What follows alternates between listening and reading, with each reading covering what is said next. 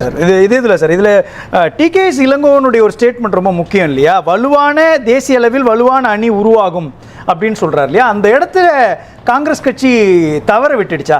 ஏன்னா காங்கிரஸ் கட்சியால் தான் இந்த கட்சிகள் எல்லாம் தோல்வியை சந்திச்சிருக்குது, அது ஒரு பெரிய பின்னடைவு ஏற்பட்டிருக்குது. காங்கிரஸ் கட்சியுடைய அணுகுமுறை சரியில்லை, இந்த 3 மாநிலத்தினுடைய தேர்தலுக்குள்ள அது வெளிப்பட்டிருக்கு அப்படின்னு திருமாவளவன் சொல்கிறாருல்ல, சரியா அணுகலையா? எனக்கு முன்ன சகோதரர் பாண்டியன் பல விஷயங்களை காங்கிரஸ் மீது விமர்சனம் வைத்தார். அது அவருடைய உரிமை. போகிற போக்கில் என்னைய பாராட்டினார், அது எனக்கு மகிழ்ச்சி தான். அதுலேயும் உரிமை இருக்குது. ஆமாம், அது அதாவது காங்கிரஸ் கட்சியில் இதுவரை எனக்கு எந்த வகையிலும் எந்த விதமான பிரதிநிதித்துவம் கொடுக்கலைன்றாரு. நான் அதை பற்றி கவலைப்பட மாட்டேன். காமராஜருக்காக இந்த கட்சிக்கு வந்தேன். எப்படி ராமரை பதவியில் இருன்னு சொன்னாலும் சரி, போன்னு சொன்னாலும் ஒரே மாதிரி இருந்தாரோ, அன்றளந்த செந்தாமரைன்னு சொல்லுவாங்க, சித்திரத்தில் எழுதக்கூடிய செந்தாமரைன்னு சொல்லுவாங்க. என்ன அந்த மாதிரி இருந்தார். எனக்கு அந்த கவலையெல்லாம் இல்லை. பொறுப்பு வழங்கினாலும் ஒரே மாதிரி இருப்பேன். பாண்டியனுக்கு நன்றி. அதே நேரத்தில் சகோதரர் சக்கரவர்த்தி அவர்களுக்கு பிரவீன் சக்கரவர்த்தி கொடுக்குறாங்கன்னா அகில இந்திய காங்கிரஸ் தலைமையில் இருக்கிற முடிவு. நான் அதுலேயும் தலையிட மாட்டேன். அது ஒரு படம் இருக்கட்டும். இதெல்லாம் காங்கிரஸ் கட்சியுடைய உள் விஷயங்கள். நல்லது. இப்போ இவ்வளோ நேரம் மோடியை பாராட்டினாரா அல்லது மோடியை விமர்சித்தார்னு எனக்கு தெரியல. ரெண்டையுமே செஞ்சுக்கிட்டு இருந்தார். பரவாயில்ல, ஒரு பக்கம் இருக்கட்டும். இப்போ நீங்கள் கேட்ட கேள்வி, காங்கிரஸ் கட்சியை பொறுத்தவரை இந்தியாவில் பாஜகவோட கூட்டணி வைக்காத ஒரே கட்சி, பாஜகவை எதிர்க்கிற ஒரே கட்சி எல்லா மாநிலங்கள்லையும் காங்கிரஸ் தான். ஆனால் பாஜக ஜெயிக்கிறதுக்கு காரணம் காங்கிரஸ்ன்றாங்க. இல்லை, ஒருத்தர் தோத்தா ஒருத்தர் ஜெயிப்பார். தோக்கிறது அடிக்கிறதும் ஜெயிக்க வைக்கிறதும் மக்கள். காங்கிரஸும் இல்லை, பிஜேபியும் கிடையாது. 300 இடங்கள்லேருந்து 400 இடங்கள் செல்வதாக சொன்ன பிஜேபியை 240 இறக்குனதும் காங்கிரஸில் பங்கு உண்டு. அதில் அகிலேஷோட பங்கு இல்லை, தேஜஸ்வியோட பங்கு இல்லை, திமுகவோட பங்கு இல்லை. நான் காங்கிரஸுடைய பங்கு உண்டுன்னு தான் சொன்னேன். ஒரே கேள்விதான் சார். நீங்க ஒரு புள்ளி சொல்றீங்க இல்லையா, பிரவீன் சக்கரவர்த்திக்கு எம்பி பதவி கொடுத்ததுன்றது காங்கிரஸ் கட்சியோட உட்கட்சி நிலைப்பாடுன்றீங்கல்ல. தேர்தலுக்கு முன்னாடி திமுக கிட்ட ஒரு எம்பி பதவி, தேர்தலுக்கு பின்னாடி தாவேகா கிட்ட ஒரு எம்பி பதவினா மக்கள் எப்படி பார்ப்பாங்க? இன்னொரு விஷயம், எந்த மாநிலத்தினுடைய முதலமைச்சர்களும் அப்பொழுது அறிவிக்காத பொழுது பிரதமர் வேட்பாளராக ராகுல் காந்தியை அறிவிச்சது திமுக தான். 2 விஷயம். அப்படிப்பட்ட கட்சிக்கு நீங்க துரோகம் பண்ணிட்டீங்கன்ற பார்வை இருக்குல்ல. பாருங்க, திமுக ஒன்றும் சும்மா கூப்பிட்டு தெருவில் போகிறவங்களுக்கு கொடுக்குற மாதிரி எம்பி சீட்டு கொடுக்கல. தாவேக்கா அந்த மாதிரி கொடுக்கல. இதை முதல் விளைவிக்குங்க. இல்லைன்னா உங்களுக்கு கூப்பிட்டு கொடுத்துருப்பாங்க. இல்லை இங்கே உட்காந்துருக்க 4 பேருக்கு யாருக்காவது ஒருத்தர் கொடுத்துருப்பாங்க. ஏன்னா இன்றைக்கி ஊடகங்கள் அதிகமாக திமுகவாக பேசக்கூடிய பேச்சாளர்கள் ரொம்ப அதிகமாக இருக்காங்க. அதனால தான் காங்கிரஸை கொதறது. இந்த காங்கிரஸ் கட்சி அதை விட்டு போனதுக்கு பதறது, கொதறது, கையை உதறது, இது எல்லாம் யார் செய்கிறான்னு பார்த்தீங்கன்னா இன்றைக்கி ஊடகத்தில் பல பேச்சாளர்கள் பண்ணிகிட்டு இருக்காங்க. காங்கிரஸ் திமுகவுக்கு அடிமை இல்லை.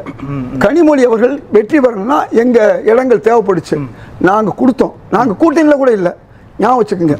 இப்போ காங்கிரஸ் 3 முறை 18 சீட்டு கொடுத்துருக்கு திமுகவுக்கு. மொத்தம் எத்தனை சீட்டு வரும்? 56 சீட்டு. 3 முறை அவங்க ஜெயிச்சுக்கிட்டே இருக்காங்க. எங்களுக்கு 1 சீட்டு கொடுத்தாங்க. 1 சீட்டு பெறுவதற்கு எத்தனை சீட்டு? வெறும் 34 சீட்டு. எங்கள் சீட்டு 20 சீட்டை 24 சீட்டை அவங்க அதிகமாக எடுத்துருக்காங்க. முதல் ரொம்ப பேருக்கு புரியலை. என்னமோ காங்கிரஸ் கொடுத்துட்டாங்கன்னு. இதை புரிஞ்சுக்கொள்ளுங்க.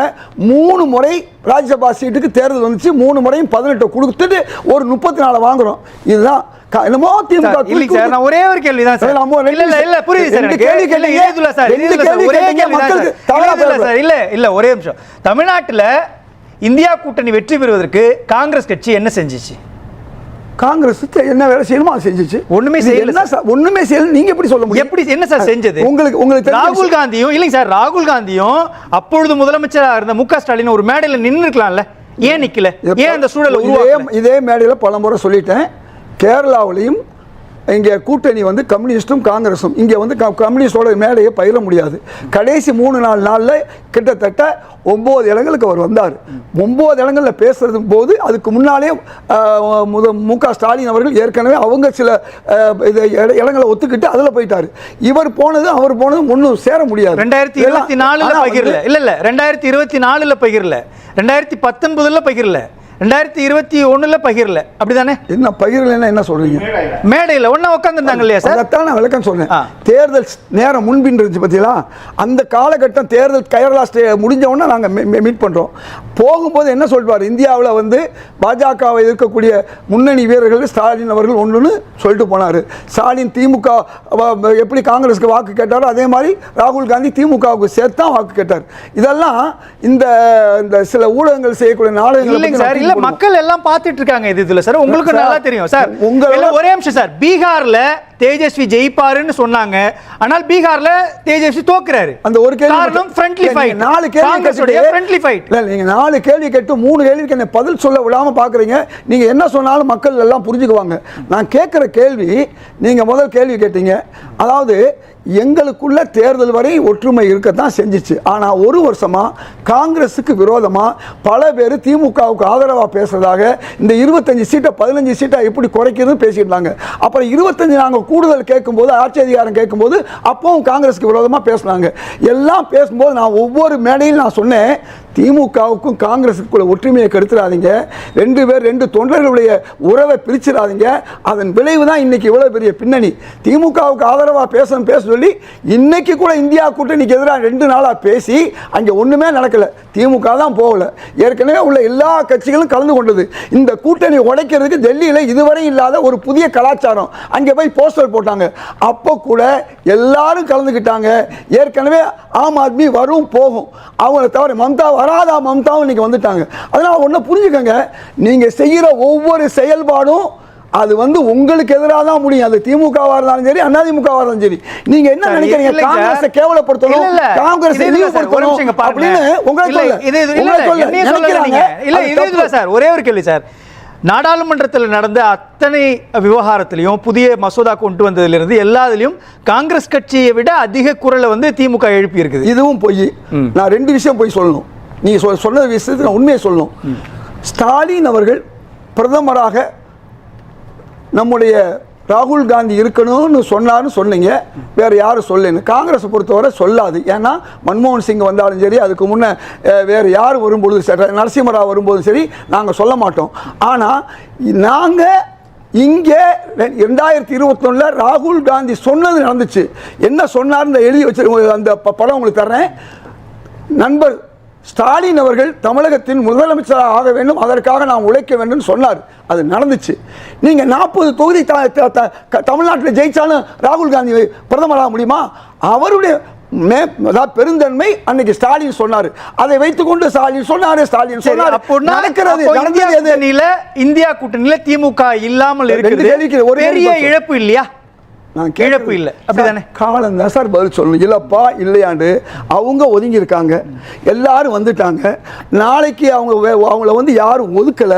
நாளைக்கு இவங்களுக்கு போல இன்னொரு பிளேயர் கூட வரலாம். அதனால ஆனா அந்த பிளேயர் வரலையே இன்னைக்கு. அது வருவாங்க சார். இன்னைக்கு வருவாங்கன்னு நீங்க எதிர்பார்க்குறீங்க 2 பேரும். அதாவது இவங்க வர்றாங்களா இல்லையான்னு பார்ப்பாங்க. நாளைக்கு யாரு புதுசா வர்றாங்களோ சேர்ப்பாங்க. இதுதான் இந்த நிலைப்பாடு தான் சார், இந்த அணுகுமுறை தான் சார் பின்னடைவை ஏற்படுத்தி. நிதிஷ்குமார் இந்த கூட்டணியை உருவாக்குனவர், அவரே இல்லாம போனார். தெரியாது அவங்களுக்கு எவ்வளவு பேர் வர்றாங்க போறாங்க சார். இந்தியா கூட்டணின்னு ஒன்று இருக்கு. அது எதுக்காண்டி இருக்குது? அப்புறம் பார்லிமெண்ட்ல திமுக தான் அதிகம் பேசுது. அந்த வார்த்தையை நீங்க அதுவும் சொல்லாதீங்க. காங்கிரஸ், திரிணாமுல் காங்கிரஸ் எல்லாம் தான் பேசுது. நம்ம தமிழ்நாட்டில் எது வரும் ஊடகங்களில்? நம்ம ஆராசா பேசினா வரும், டிஆர் பாலு பேசினா வரும், அங்கே உள்ள மொய்த்ரா பேசினா வருமா? அதெல்லாம் காங்கிரஸ் உடைச்சு பேசலாமா? இந்தியா கூட்டணியில திமுக இருந்தாலும் பலன் இல்ல, இல்லனாலும் பலன் இல்லன்றீங்களா? அப்படி சொல்லவே இல்லை. என்ன நிலைப்பாடு கட்சி இல்ல சார்? பாருங்க, திமுகவுடைய இடத்தை இன்னொரு கட்சி ரீப்ளேஸ் பண்ணணும்னு சொல்லும் பொழுது அப்ப அதனுடைய வெயிட்டேஜ் என்னன்றதை பத்தி நம்ம விவாதிக்கணும்ல, பேசணும்ல. திரும்பவும் சொல்றேன், அவர்கள் விருப்பம் எங்க விருப்பம் அவங்க இருக்கணும்னு சொல்லி அவங்களா போறவளை நீங்களும் கம்பல் பண்ண முடியாது, நானும் கம்பல் பண்ண முடியாது. நல்லா புரிஞ்சுக்கங்க. ஒரு கட்சி எடுக்கக்கூடிய தனி IUML இவ்வளவு காலமா இருந்தாங்க. காகிதம் இல்லத்துக்கு மந்திரி பதவி கிடையாது, சமதுக்கு கிடையாது, லத்தியம் எப்போவுமே விட்டு கொடுக்கல. இன்னைக்கு அவங்க அது ஒட்டுமொத்தமாக பார்த்துட்டு போகிறாங்க. அவங்க ஏன் போகிறாங்க? கம்யூனிஸ்ட் கட்சி ஏன் தாவேகாவுக்கு ஆதரவு கொடுக்குது, பிசிகா ஏன் ஆதரவு கொடுக்குது? இதெல்லாம் அந்தந்த கட்சி எடுக்கிற விஷயம். நேற்று கூட தெளிவாக சொன்னார். திமுகவோடு காங்கிரஸ் கட்சி இருப்பதும் காங்கிரஸோடு திமுக இருப்பதும் இந்தியா கூட்டணியில் திமுக இருக்கிறது என்றது பலனா பலன் இல்லையா? அவங்களுக்கு மதிப்பு இருக்குதா இல்லையா? அந்த புள்ளியை சொல்லுங்களேன், கிளியர் பண்ணிடுங்க. 2019 நாங்கள் ஒன்றா தான் இருந்தோம். நாங்கள் என்ன ஆட்சியை பிடிச்சோமா? சரி 2024 நாங்கள் ஒன்றா தான் இருந்தோம். நாங்கள் என்ன ஆட்சியை பிடிச்சோமா? பலம் பலவீனம்லாம் வேற சார். மக்கள் தான் சார் முக்கியம். மக்களுடைய விரோத போக்குகள் பாஜக இருக்குது, அதை நாங்கள் எதிர்க்கிறோம். அந்த எதிர்ப்பில் ஒன்று எங்கள் கூட திமுக இருந்தால் வரவேற்கிறோம். இல்லையா இன்னைக்கு எத்தனையோ கட்சிகள் இருக்குது, அதை பாருங்க சார். 24 கட்சி கூட்டணியாக இருந்தும் கூட தமிழ்நாட்டில் நாங்கள் ஜெயிக்க முடியல. அதுக்கு யார் காரணம் என்பதை இன்னைக்கு பல பேர் பேசிக்கிட்டு இருக்காங்க. நீங்கள் விட்டு கொடுப்பவர்கள் கெட்டு போவதில்லை, கெட்டு போவர்கள் விட்டு கொடுப்பதில்லை. இந்த ஒரு பழமொழியை மட்டும் வச்சுக்கோங்க, இதில் எல்லாமே தெரியும். நான் என்ன கேட்குறேன், ஒரு கட்சி இருக்கும் இல்லாமல் போகும். நாளைக்கு எத்தனையோ கட்சிகள் இந்தியா கூட்டணியில் வந்துச்சு போச்சு.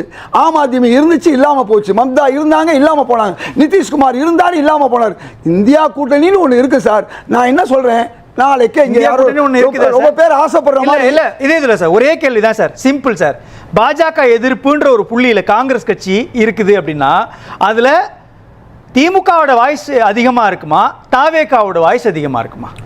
இப்போ இந்த 2 பேர் வாய்ஸ் எந்த வாய்ஸ் அதிகமாக இருக்குன்னு சொன்னால், இன்னைக்கு பார்லிமெண்ட்டில் அவங்க இருக்காங்க சரிதானா? தாவேகா இல்லை. மக்கள் மன்றத்துக்குள்ளே வந்துருங்களேன். பார்லிமெண்ட்டுக்குள்ள நான் வேலை, இன்னைக்கு மக்கள் எம்பியோட எண்ணிக்கைக்குள்ளே நான் வரல. மக்களுக்கு பாஜக எதிர்ப்பு அப்படின்ற புள்ளியில மக்கள் மன்றத்தில் திமுகவோட வாய்ஸ் அதிகமா இருக்குதா, தாவேகாவோட வாய்ஸ் அதிகமா இருக்குதா? மக்கள் மன்றத்தில் இன்னைக்கு தாவேகா அதிகம் இடம் எடுத்துச்சா, திமுக அதிகம் எடுத்தான்னு நீங்கள் கேட்குற மாதிரி கேட்குறீங்க. மக்கள் மன்றத்தில் தாவேகா தான் அதிகமான இடத்தை எடுத்திருக்கு. நாளைக்கு அவங்க எண்ணிக்கையில் சொல்றேன் சார், பாஜக எதிர்ப்புன்ற புள்ளியில சொல்றேன். நான் மீண்டும் சொல்றேன், பாஜக எதிர்ப்பு திமுக அன்னைக்கு செஞ்சு இன்னைக்கு செய்து அதனால என்ன ஏற்பட்டுச்சுன்னு உங்களை விழாவாரியா கேட்டேன். 2019 என்ன, 2024 என்ன, பாஜக வேணா நீங்க குழி தோண்டி புதைக்க முடிஞ்சா? அதெல்லாம் முடியாது. தமிழ்நாட்டுல வரலையே சார். சார் ஒரே ஒரு கேள்விதான் சார், நீங்க வந்து நாடாளுமன்றத்தை விட்டுருங்க சார். நாடாளுமன்றத்துக்குள்ள தாவேகாவுடைய குரல் என்னன்றதுக்கு நான் போகல.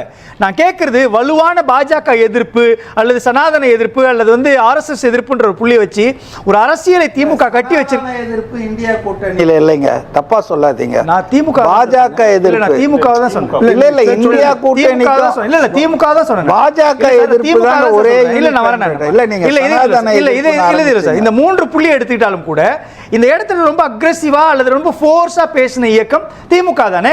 அந்த இயக்கத்தை நீங்க தள்ளி வச்சுட்டு இந்தியா கூட்டணிக்குள்ள வந்தீங்கன்னா எப்படி அது கெயின் ஆகும்? இவ்வளவு நேரம் சொன்னேன், ஃபோர்ஸா பேசுறதுனாலயோ கூட்டணியில இருந்ததுனாலயோ உங்களால என்ன செய்ய முடிஞ்சது? அதைத்தான் நான் கேட்கிறேன்.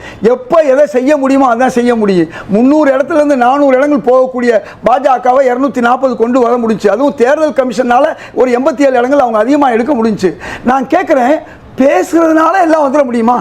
அதிமுக பேசாத பேச்சா 3 நேரம் இல்லை. அதே திமுக எத்தனை நேரங்களில் தோத்துச்சு அதிமுக, அவங்களோட பேசாத பேச்சா? அப்பவும் அப்படிதான் இருந்தாங்க. அவங்க தான் பண்டாரம் பரதேசி காவிரி சொல்லிட்டு எங்க கூட கூட்டணியிலிருந்து 1999 பாஜகவோட சேர்ந்தாங்க. தெரியாத ஒன்றும் இல்லை. அதே மாதிரி 2003 வரையும் சோனியா காந்தியை திட்டினாங்க. அடுத்து 2004 காங்கிரஸோட வந்தாங்க. என்ன சொல்லி வந்தாங்க? இந்தியாவின் திருமகளே, இந்திராவின் மருமகளே. நாங்க அரக்கி, அது மட்டுமல்ல விதவைக்கு நாங்க வாழ்வு கொடுக்கிறோம். இந்திரா காந்திக்கு வாழ்வு கொடுக்கிறோம். ஒரே கேள்வி சார், இந்தியா கூட்டணிக்குள்ள திமுக இல்ல அப்படின்றது தாக்கம் இருக்குமா இருக்காதா? நான் சொல்றது நேருவின் மகளே தாக்கம் இருக்குமா இருக்காதா சார்? இதே இதுல சொன்னவர்கள் ஒரே கேள்வி சார். இல்ல சார், சார் இதே இதுல சார் திமுக இந்தியா கூட்டணியில் இருக்குதுன்றது தாக்கம் இருக்குமா இருக்காதா?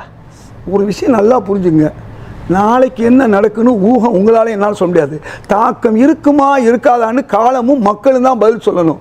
திமுக நீண்ட காலமாக இருக்கு, அதிமுக நீண்ட காலமாக இருக்கு. அவர்களும் தோல்விகளை சந்திக்கிறார்கள், வெற்றியை சந்திக்கிறாங்க. இவங்களும் தோல்வியை சந்திக்கிறாங்க, வெற்றி. காங்கிரசும் தோல்வி வெற்றியை சந்திச்சுட்டு இருக்கு. பாஜக பல தோல்வியை சந்திச்சு பிறகுதான் இன்னைக்கு வெற்றி வாய்ப்பு. அதே பாஜக இன்னைக்கு பாராளுமன்றத்தில் 400 இடம் போக முடியாமல் 240 சுருங்கினாங்க. எந்த வெற்றி தோல்வியும் மக்கள் தான் தீர்மானிக்கணும். நீங்க நினைக்கிற தாக்கம் இருக்குமா இருக்காதாங்கிறது காலம் பதில் சொல்லும்.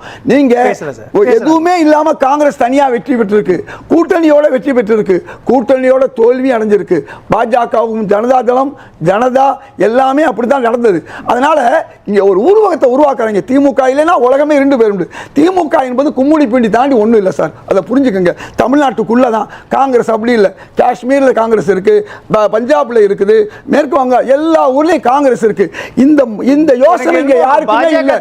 எல்லாம் மாதிரி இருக்கு சார். பூனை கண்ணை மூடிக்கொண்டால் இல்ல. உலகம் இருண்டு விடும் என்று நினைப்பவர்கள் பேசலாம் சார். தமிழ்நாட்டுல பல பேர் ஊடகத்துல பேசிட்டு இருக்காங்க. பேசலாம் சார், பூனை பேசலாம். கண்ணை மூடுறதுனால உலகம் இருண்டு போகாது. பேசலாம் அந்த சார், உண்மையை பேசலாம். நாம் அறிந்து கொள்ள வேணும். பேசலாம் சார். ஒட்டுமொத்தமா காங்கிரஸ் நீங்க எவ்வளவு இழிவுபடுத்த காங்கிரஸுக்கு ஒண்ணு இல்ல.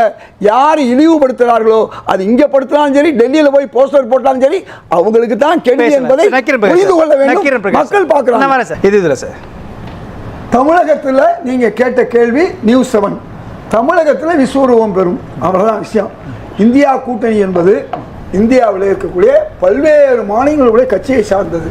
இன்னைக்கு அத்தனை பேர் ஒன்று சேர்ந்துருக்காங்க. திமுக இன்னைக்கு சேரலை. சேருவதும் சேராதும் அவங்க விருப்பத்தை பொறுத்து. யாரையும் கட்டாயப்படுத்த முடியாது. நிதிஷ்குமார் போனாலும் சரி, ஆம் ஆத்மி யாரையும் கட்டுப்பாடு முடியாது. பாஜக எதிர்ப்புல இன்னைக்கு திமுக தன்னை தனிமைப்படுத்திக் கொண்டிருக்கிறது. இந்தியா கூட்டணி என்பது பாஜக கூட்டணியை எதிர்ப்பது, அதற்கு எதிரானது. அதில் தன்னை தனிமைப்படுத்திக் கொள்ளும்போது நாளுக்கு நாள் என்ன ஆகும்னா, மக்கள் மத்தியில் பிஜேபிக்கு எதிராக இருக்க கூர்மை திமுக இழந்து கொண்டே இருந்தால் நாளைக்கு அவர்களுக்கு வாக்களித்த அந்த சிறுபான்மை மக்களோ அல்லது தலித் மக்களோ பிற்பட்ட மக்களோ வாக்களிப்பாங்களாங்கிற சந்தேகம் நாளுக்கு நாள் போகும். இப்படி தான் அதிமுக இருந்து நாளுக்கு நாள் நலிவடைந்தது. அதே நேரத்தில் அந்த நிலைமை வந்துடும். ஏன்னா பிஜேபியை எதிர்த்தா தான் இவங்களுக்கு வாக்கள் கிடைச்சிச்சு. 2021 இருக்கட்டும், 19 இருக்கட்டும், 24. இப்போ அந்த பிஜேபி எதிர்க்கிறன்னு வாயில தான் சொல்லாமே ஒழிய செயலில் காமிக்க முடியலைங்கிற எண்ணம் வந்துருச்சு. ஏன்னா அழகா சொன்னார் மதிவாணன், கம்யூனிஸ்ட் ஆட்சியை போக வச்சது காங்கிரஸ், ஆனால் 2 பேரும் ஒன்னா இருக்காங்க. மம்தா பானர்ஜிக்கு எதிராக நின்றது காங்கிரஸும் கம்யூனிஸ்டும். அப்படி இருந்து மம்தா பானர்ஜி அந்த 3 கட்சி இங்கே நிற்கிறாங்க. ஏன்னா அவங்க பூரா தன்னை இழந்தாலும் பிஜேபியை காக்கணும்னு ஒரு நல்ல விஷயத்தில் இருக்காங்க. ஆனால் தமிழ்நாட்டில் திமுக அந்த நல்ல முடிவை எடுக்கலை என்பது நாளுக்கு நாள் தெரியும். அது அவங்களுக்கே பலவீனம். நீங்க கேட்ட இன்னொரு கேள்வி, நாளைக்கு இன்னொரு 3வது அணி வரலாம். ஏன்னா 1989 89 என்ன நடந்துச்சுன்னா 3 அணி இருந்துச்சு. பாஜக அணி, ஜனதா தளம் 2 பேரும் ஒன்னா இருந்தாங்க. ஆனால் 2 பேரும் பிரிஞ்சாங்க. 3வது அணி காங்கிரஸ். 3 அணி இருக்கிறது தப்பு இல்லை. அந்த 3 அணியை கட்டமைப்புக்கு முடியுமா முடியாதா, முடிந்தால் என்ன நடக்கும், அதே தேர்தலுக்கு பிறகு பாஜக இந்த 2 அணி சேர்ந்தாலும் சேரும். இதில் வந்து ஒரு மாநில கட்சி மாநில உரிமைகளுக்காக நிற்கக்கூடிய கட்சி தான் 240 குறைச்சிட்டோம் 240 குறைச்சிட்டோன்றார் இதயத்துல்லா. அதில் வந்து பிரகாஷ் இதையும் சொன்னார். பிஜேபியோட திமுக சேரும் சொன்ன அடுத்த நிமிஷமே அதே ஊடகத்தில் திமுகவும் அதிமுக ஒன்றும் சேர்ந்தார். எல்லாரும் பார்த்து ஒரு செகண்ட் அப்படி மாறினாரு. இங்கேயும் அதான் செஞ்சுட்டு இருக்காரு. நீங்க திமுகவே அதிமுக இணைங்க, நீங்க புதிய பட்நாயக்க மாறுங்க, சந்தோஷப்படுவேன். பைய நீங்க எப்படி வேணா போடுங்க, நான் அப்படிலாம் பேசல, நான் அதை மறுக்கிறேன். ஆதாரம் வச்சிருக்கேன். ஆதாரம் வச்சிருந்தா நீங்க பத்திரமா வீட்லயே வச்சுக்கோங்க. அது மாதிரிலாம் நான் பேசல. அந்த மாதிரி டிஸ்கஷன்ஸ் ஓடிச்சுன்றது தான் பேசணும். இப்போ ஒரு நரேஷனில் வரக்கூடிய விஷயம் இதுதான் ரைட்டுங்களா. இப்போ திமுகவுக்கு ஃப்ரீங்க, எந்த பிரச்சனையும் இல்லைங்க. அவங்க வந்து இப்போ பாஜக வந்து இனி திமுகவை அட்டாக் பண்ணாது, ரைட்டா. இனி பாஜகவுடைய அட்டாக்கை வாங்க போகிறது அண்ணன் தாவேகா, ரைட்டா.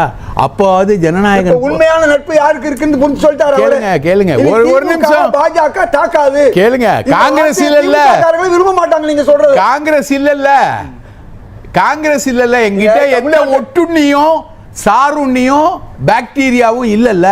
நாங்க நோயில இருந்து விடுபட்டோம்ல. தமிழ்நாட்டை பத்தி பேசல. இந்தியா கூட்டணி தான் சப்ஜெக்ட். திமுக கூட்டணிக்கு எங்க போகுது சொல்லுங்க. திமுக வந்து நோயில இருந்து விடுபட்டுருச்சுல. ஒரு நோய் தாக்கி இருந்தது, 20 வருஷமா இருந்தது அந்த நோய்.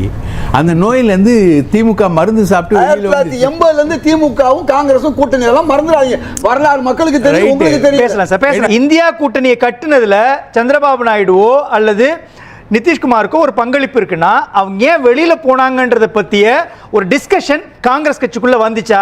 வரல. 2வது விஷயம், இந்தியா கூட்டணின்னு ஒரு அலையன்ஸ்க்காக இவங்க எல்லாரும் மாநில கட்சிகள் பேசினாங்கல்ல. உத்தரப்பிரதேசத்தில் ஆட்சி இழக்கிறப்பையோ, பீகாரில் ஆட்சி இழக்கிறப்பையோ அல்லது தமிழ்நாட்டில் ஆட்சி இழக்கிறப்பையோ காங்கிரஸ் கட்சியோட ரோல் அண்ட் ரெஸ்பான்சிபிலிட்டி என்ன? அதை பத்தி காங்கிரஸ் கட்சியை இந்தியா கூட்டணி விவாதிச்சா? நான் உங்களுக்கு சொல்றேன். திமுக காங்கிரஸ் தோக்கிறதுக்கு காங்கிரஸ் காரணம். இதை முதல்ல புரிஞ்சுக்கங்க சார். நிதிஷ்குமார் ஜெயிச்சாலும் தோக்காலும் அவர் காரணம். நீங்க சொல்ற மாதிரி அகிலேஷ் யாதவ் தோத்தாலும் அவர் காரணம்.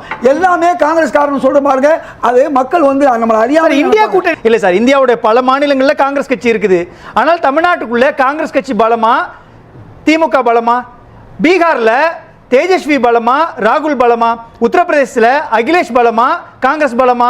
மேற்கு வங்கத்துல யாரு பலம், டெல்லியில யாரு பலம் அப்படின்னு பொழுது காங்கிரஸ் கட்சியோட ரோல் அண்ட் ரெஸ்பான்சிபிலிட்டி அங்க என்ன? அப்ப அந்த இடத்துல விட்டு கொடுக்க தயங்குறது ஏன்? இல்ல அதனாலதான் எந்த மாநிலத்தில் எந்த மாநில கட்சி வலுவா இருக்குதோ அதான் அந்த மாநில தலைமை போட்டாங்க. திமுக ஏன் இங்க இந்தியா கூட்டணிக்கு வந்து அதை ஒரு கேப்டனா போட்டாங்கன்னா, காங்கிரஸ் வந்து எடுத்துக்கல. நான் தான் ஆல் இந்தியாவில் இருக்கிறேன், நான் தான் 7 மாநிலத்திற்கு இல்ல, ரொம்ப பிராக்டிக்கலா இருந்ததால இங்க திமுக தான் தலைமை தாங்கும். அது போல அப்படிதான் அகிலேஷ் யாதவ் என்ன சார் சொன்னாரு? அவர் தாங்க அதிகமான சீட்ல போட்டி போடுவாரு. ஆமா சார், அகிலேஷ் யாதவ் என்ன ஒரு ஜூனியர் பார்ட்னரா ஃப்ரெண்ட்லி ஃபைட் வச்சதா சார் காரணம். அதெல்லாம் சும்மாங்க. அது எப்படி சார் சும்மா வரும்? சார் பீகார்ல தேஜஸ்வி ஜெயிப்பான்னு சொல்லும்போது ஃப்ரெண்ட்லி ஃபைட் வச்சீங்களா இல்லையா? ஆம் ஆத்மியோட பேசிக்கான ரெக்வெஸ்டேஷன் என்னங்க சார் பீகார்ல? சொல்லுங்க. ஆமா அதெல்லாம் செய்யலையே. அப்போ காங்கிரஸ் கட்சியோட பெரிய ஆம் ஆத்மி